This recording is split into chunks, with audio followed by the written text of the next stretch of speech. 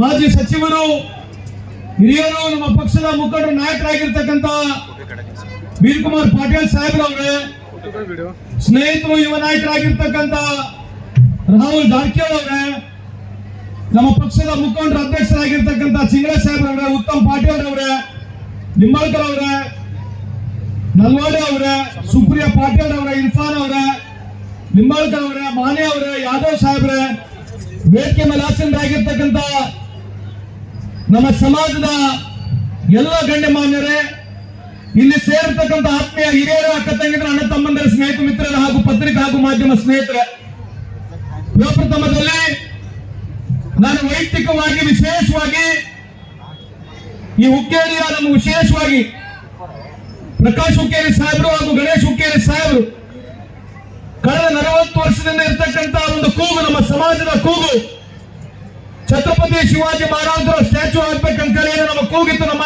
ಸಮಾಜದ ಕೂಗಿಗೆ ಅವರು ಇವತ್ತು ಅವರ ಫೌಂಡೇಶನ್ ಮುಖಾಂತರ 25 ಲಕ್ಷ ರೂಪಾಯಿ ಕೊಡೋದ್ರ ಮುಖಾಂತರ ಇವತ್ತು ಬಹುತೇಕ ಅತಿ ಸುಂದರವಾದಂತ ಇಲ್ಲಿ ವಿಗ್ರಹವನ್ನು ನಾವೇನು ಅನಾವರಣ ಮಾಡ್ತಾ ಇದ್ದೀವಿ.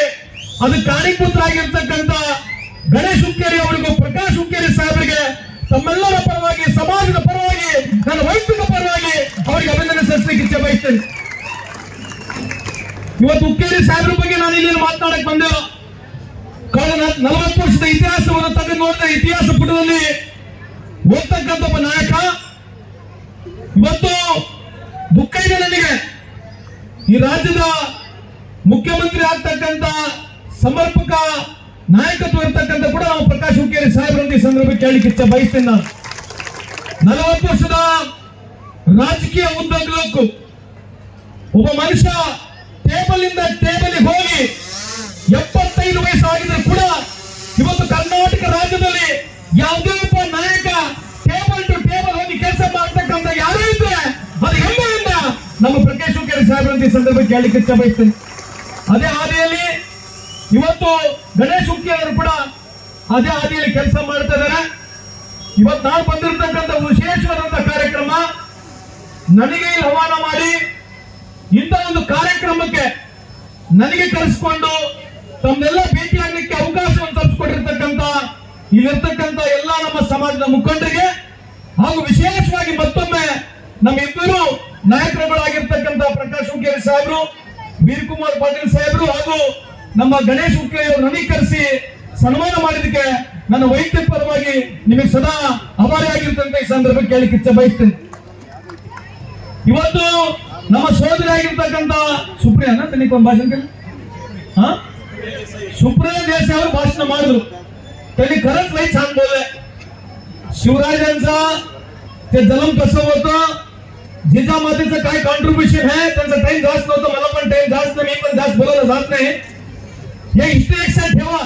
आता पुढे काय करायचं आहे, पुढे करायचं काय आपल्याला, समाजाच्या सगळ्या नेत्याला, whether you are in BJP, whether you are in Congress, कुठलाही तुमचा आयडियोलॉजी असेल, मी त्याच्या विरुद्ध नाहीये, पण मराठा समाजासाठी मी कंप्लीट एक सामान्य कार्यकर्ता होऊन मी काम करायला रेडी आहे म्हणून सांगायला तुम्हाला इथं आलो मी.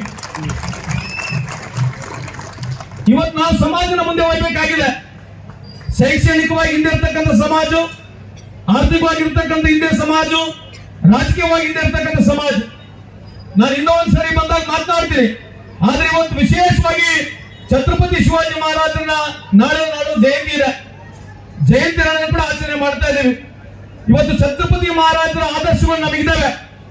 ಇತಿಹಾಸ ಪುಟದಲ್ಲಿ ಹೋಗ್ತಕ್ಕಂಥ ಛತ್ರಪತಿ ಶಿವಾಜಿ ಮಾಡಿರ್ತಕ್ಕಂಥ ಕಾರ್ಯಕ್ರಮಗಳು ಇವತ್ತು ಸುಮಾರು 200ಕ್ಕೂ 250 ಫೋರ್ಟ್ಗಳ ಹೆಸರ ಮೇಲೆ 16ನೇ ವಯಸ್ಸಿನಲ್ಲಿ ಇವತ್ತು ತೋರಣ ಫೋರ್ಟ್ ಅನ್ನು ಪ್ರಾರಂಭ ಮಾಡಿರ್ತಕ್ಕಂಥ ಛತ್ರಪತಿ ಶಿವಾಜಿ ಮಹಾರಾಜರು ವೆಸ್ಟ್ ಬೆಂಗಾಲ್ ಹಿಡಿದು ತಂಜಾವೂರಿಗೆ ಹೋಗಿ ಇಡೀ ಸಾಮ್ರಾಜ್ಯವನ್ನು ಕಟ್ಟಿರ್ತಕ್ಕಂಥ, ಸ್ವರಾಜನ್ನ ಕಾನ್ಸೆಪ್ಟ್ ಅನ್ನು ಕೊಟ್ಟಿರ್ತಕ್ಕಂಥ, ಹಿಂದೂ ಸಾಮ್ರಾಜ್ಯ ಕಟ್ಟಬೇಕು, ಸ್ವರಾಜ್ ಆಗ್ಬೇಕಂತ ಕಾನ್ಸೆಪ್ಟ್ ಕೊಟ್ಟಿರ್ತಕ್ಕಂಥ ಏಕೈಕ ರಾಜ ಯಾರಿದ್ರೆ ಅದು ಹೆಮ್ಮೆಯಿಂದ ನಮ್ಮ ಛತ್ರಪತಿ ಶಿವಾಜಿ ಮಹಾರಾಜ ಈ ಸಂದರ್ಭಕ್ಕೆ ಕೇಳಲಿಕ್ಕೆ ಬಯಸ್ತೀನಿ.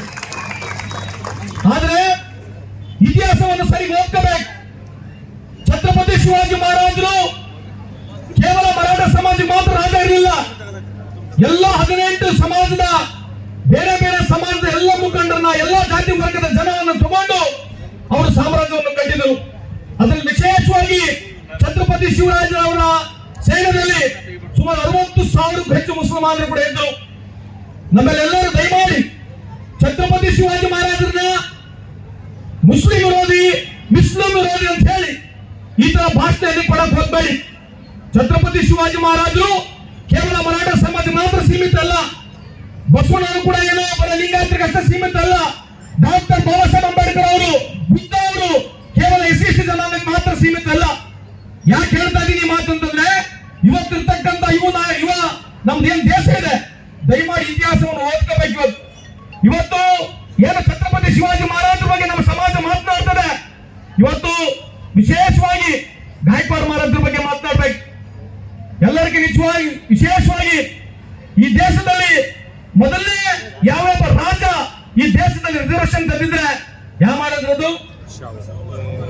ಶಾಹು ಮಹಾರಾಜರ ಬಗ್ಗೆ 1902ನೇ ಇಸ್ವಿನಲ್ಲಿ ಇವತ್ತು ಇಲ್ಲಿರ್ತಕ್ಕಂಥ ಎಲ್ಲ ಮರಾಠರು ವಿಶೇಷವಾಗಿ ನಮ್ಮ ಹೆಮ್ಮೆ ಪಡ್ಬೇಕು. ಯಾಕಂತಂದ್ರೆ ನಾವು ಆಗಿನ ಕಾಲದಲ್ಲಿ ಬಾಬಾ ಸಾಹೇಬ್ ಅಂಬೇಡ್ಕರ್ ಅವರಿಗೆ ಶಾಹುಜಿ ಮಹಾರಾಜರು, ಗಾಯಕ್ವಾಡ್ ಮಹಾರಾಜರು ಓದ್ಲಿಕ್ಕೆ ಓದ್ಲಿಕ್ಕೆ ಹೊರದೇಶಕ್ಕೆ ಕಲಿಸಲಿಲ್ಲ ಅಂತಂದ್ರೆ ಇವತ್ತು ಈ ದೇಶದ ಸಂವಿಧಾನ ಬರಲಿಕ್ಕೆ ಬಾಬಾ ಸಾಹೇಬ್ ಅಂಬೇಡ್ಕರ್ ಬಹಳ ಕಷ್ಟ ಆಗ್ತಾ ಇತ್ತು.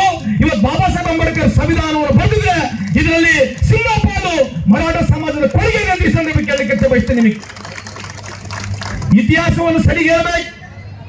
ರಿಸರ್ವೇಶನ್ ತಂದಿರತಕ್ಕಂಥ ಮರಾಠ ಸಮಾಜ ಯಾವ ಶಾಹು ಮಹಾರಾಜರವರು, ಯಾರು ಗಾಯಕ್ವಾಡ್ ಮಹಾರಾಜರವರು 50% ರಿಸರ್ವೇಶನ್ ಕೊಟ್ಟಿದ್ರು. ಇವತ್ತು ನಾವು ರಿಸರ್ವೇಶನ್ ಕೇಳಕ್ ಪರಿಸ್ಥಿತಿಗೆ ಬಂದ್ಬಿಟ್ಟಿದ್ವಿ. ಹಮಿ ಆಜ್